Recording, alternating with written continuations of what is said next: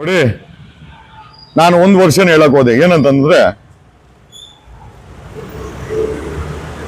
ದರ್ಶನ್ ಕೊಲೆ ಮಾಡಿದಾನೆ ಅಂತ ಒಂದು ಮಟ್ಟಿಗಿನ ಇನ್ವೆಸ್ಟಿಗೇಷನ್ ಹೇಳ್ತಾ ಇದೆ, ಪೊಲೀಸ್ ಇನ್ವೆಸ್ಟಿಗೇಷನ್, ದಾಖಲೆಗಳು, ಎವಿಡೆನ್ಸ್ ಹೇಳ್ತಾ ಇದೆ. ನನ್ನ ಪ್ರಕಾರ ದೀಪಕ್ ಮರ್ಡರ್ ಮಾಡಿದಾನೆ, ಮಾಡಿಸಿದ್ದು ಮುನಿ. ಈ ವರ್ಷನೂ ಇದೆ. ಇದಕ್ಕೆ ಬೇಕಾದಂತ ದಾಖಲೆಗಳು, ತನಿಖೆಗಳು ಕೂಡ ಆಗಿದೆ. ಈಗ ಸರ್ಕಾರದ ಮುಂದೆ ಹೇಳಿದೆ ಮುನಿ ಮತ್ತೆ ಅವನ ದೀಪಕ್ನ ಇಂಟ್ರಾಗೇಟ್ ಮಾಡ್ಕೊಳ್ಳಿದನೆ ಅಂತ. ಸರ್ಕಾರ ಯಾಕೋ ಸಿದ್ದರಾಮಯ್ಯ ಯಾಕೋ ತಲೆ ಕೆಡಿಸ್ಕೊಂತ ಇಲ್ಲ.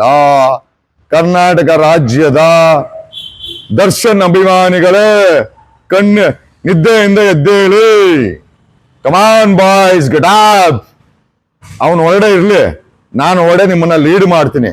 ಫ್ರೀಡಂ ಪಾರ್ಕ್ ಅಲ್ಲಿ ಸೋಮವಾರ ಪ್ರೊಟೆಸ್ಟ್ ಮಾಡೋಣ. ಪಾರದರ್ಶಕ ತನಿಖೆ ಆಗಬೇಕು. ದರ್ಶನ್ ಕೊಲೆ ಮಾಡಿದ್ರೆ ನೇಣಿಗೆ ಹಾಕಿ.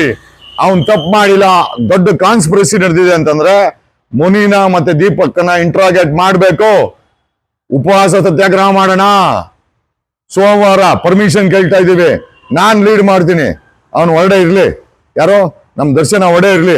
ಅವ್ನ್ ತಪ್ಪು ಮಾಡಿದ್ರೆ ಶಿಕ್ಷೆ ಕೊಡ್ಲಿ ಕೋರ್ಟ್ ಅವನ್ಗೆ. ಅವ್ನ್ ತಪ್ಪು ಮಾಡಿಲ್ಲ. ಮುನಿ ಮತ್ತೆ ದೀಪಕ್ ಸೇರಿ ಅವನ್ನ ಫಿಕ್ಸ್ ಮಾಡವ್ರ. ಕರ್ನಾಟಕ ರಾಜ್ಯದ ದರ್ಶನ್ ಅಭಿಮಾನಿಗಳು ಲೀಗಲ್ ಆಗಿ ಅಲ್ಲಿ ಪರ್ಮಿಷನ್ ತಗೊಳ್ಳೋಣ. ಎಲ್ಲಿ? ಫ್ರೀಡಂ ಪಾರ್ಕ್ ಅಲ್ಲಿ.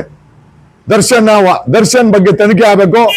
ಆಮೇಲೆ ಆ ತನಿಖೆ ಪಾರದರ್ಶಕತೆ ಇರ್ಬೇಕು. ಬೇಕಾದ್ರೆ ರಿಟೈರ್ಡ್ ಹೈಕೋರ್ಟ್ ಜಡ್ಜ್ ಹಾಕಿ ಬೇಕಾದ್ರೆ ಸರ್ಕಾರ ತನಿಖೆ ಮಾಡಿಸ್ಲಿ, ಮಾನಿಟರ್ ಮಾಡಿಸ್ಲಿ, ನಮ್ಗೇನ್ ಸಮಸ್ಯೆ ಇಲ್ಲ. ದರ್ಶನ್ ತಪ್ಪು ಮಾಡಿದ್ಯಾ, ನೇಣಿಗೆ ಹಾಕಿ.